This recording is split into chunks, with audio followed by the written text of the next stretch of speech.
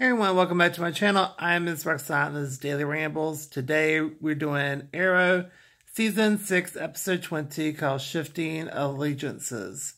So we start off with in Moscow, where Oliver attacks a bunch of drunks, who I guess the lead guy that he captured was some part of a drug ring or whatever.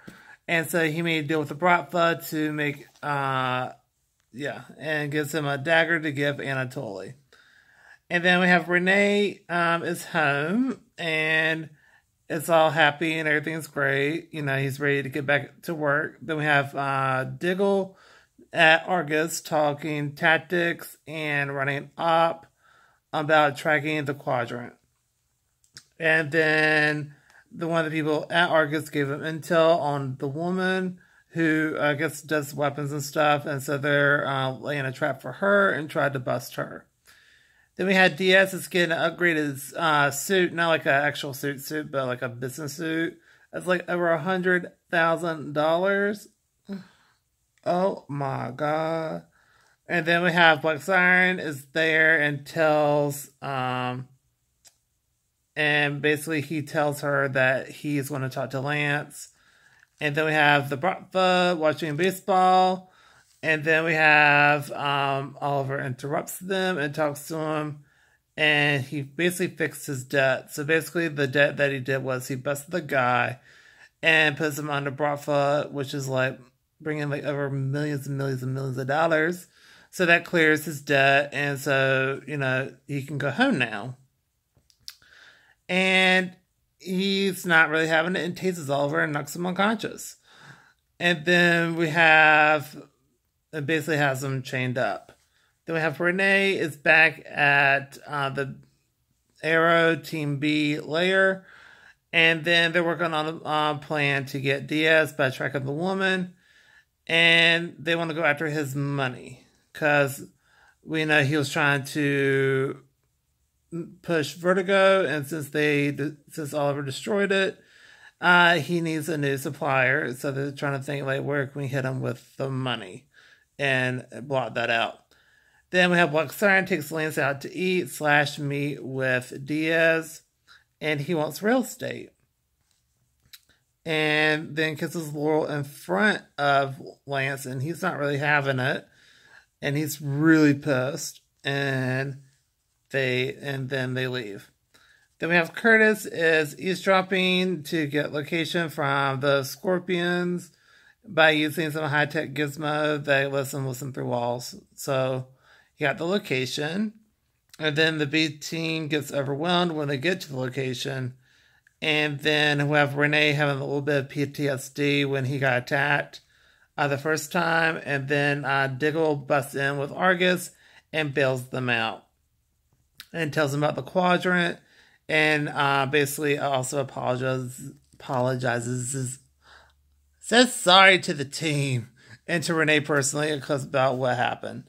I can't talk right today. Then we have Lance shows up with the team and tells them that Diaz is actually in the quadrant because he's wearing that ring that has the 4 diamonds in it. And then we have Oliver and Anatoly talk some more. Then Diggle and Renee talk at the stakeout and how he's being kind of not clear focused. Like he's not focused. He's a little distracted. And then we have Diaz is shipping out weapons, not bringing them in. So that's how he's trying to make money. And then we have Laurel talks to Lance at his office. And he is not just pissed. He's almost furious at her. And then basically says, I want you out. Well, first of all, she says that she's scared. That's why the reason why she's doing what she's doing. He tells her to get out, and not only of his office, but of his house. They have Diggle suggest to blow up the weapons, and then Renee is still unfocused, so he's actually being really smart and decides to sit this one out. And then we have Lance says sorry to Laurel. And then we have, he signed the paper, and they agree to help each other out. And then we have Anatoly blames Oliver for his mess that happened to him. Okay. And then we have Diggle and the B team are casing the place. Then we have the drone also coming in as well. Then we had the fight scene, which was really cool on Curtis's part. I really did like that fight scene. And him targeting all the trucks to blow up the weapons with the drone. Because they put a little device on the truck. And then we had Diggle and B team. Oh no, I just said that. Then we had Diaz is on telling and Oliver talk / punch. And only until he slightly helps with saying, like, you should probably do that 101 and not have him chained up and stuff. And something about honor and all that type of stuff. And so they fight. And basically, whoever loses or gets down, knocked down to the ground has to leave town. And so basically, Oliver was winning, but Diaz has to shiv him. And he passes out after he tells him he failed the city and I'm going to get it back. Then when he wakes up, Anatoly talks to him.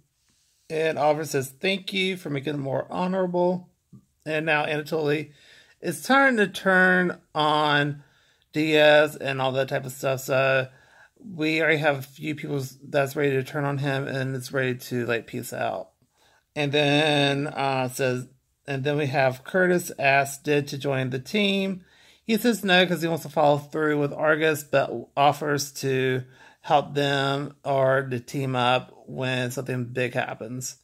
Then we have Curtis talks to Renee, and turns out Zoe just barges in because we're talking about being heroes and stuff. She just like tells them to fight, and she knows everything because the walls are super thin and she can hear everything.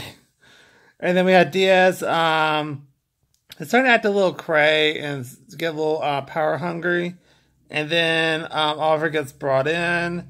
And Diaz is like, you can stay in town for 20 to 25 years and gets put in jail. And they're moving up the trial to next week. And that's the end of the episode.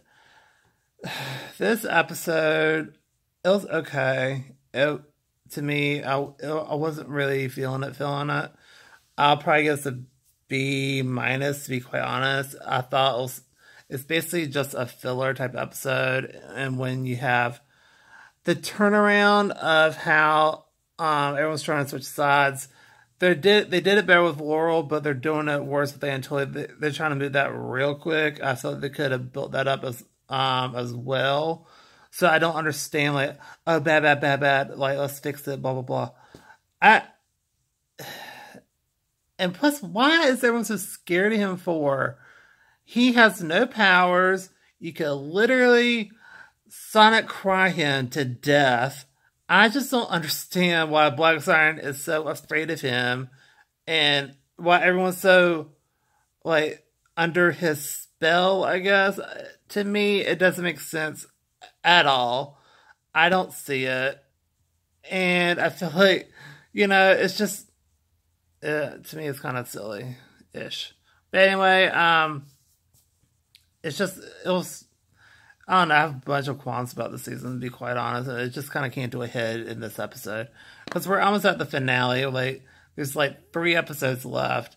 And I'm just like, But next week looks very cool. I saw the preview. It looks awesome. I cannot wait for that. Anyway, I'm going to cut the video here. So, if you like this video, please go to like, comment down below, tell what you think. And do you like recordings on my cell phone? The only reason why I'm doing it is because I had updates on my computer. And now my webcam doesn't want to work right now. So I just got to improvise and do what I need to do. So if you like these type of videos, please let me know down below because that means a lot for your input. And just like, comment, subscribe. Any suggestions for any movies or TV shows or music, let me know down below. Seeing Avengers tomorrow. Super excited. And if my webcam wants to work right, I'll do the reviews for the other movies that I already watched. I just got to literally record them, but my computer webcam's like, no. So anyway, just like, comment, subscribe, and I'll see y'all tomorrow. And have an awesome day, evening, night, whenever you watch this. Bye, everybody.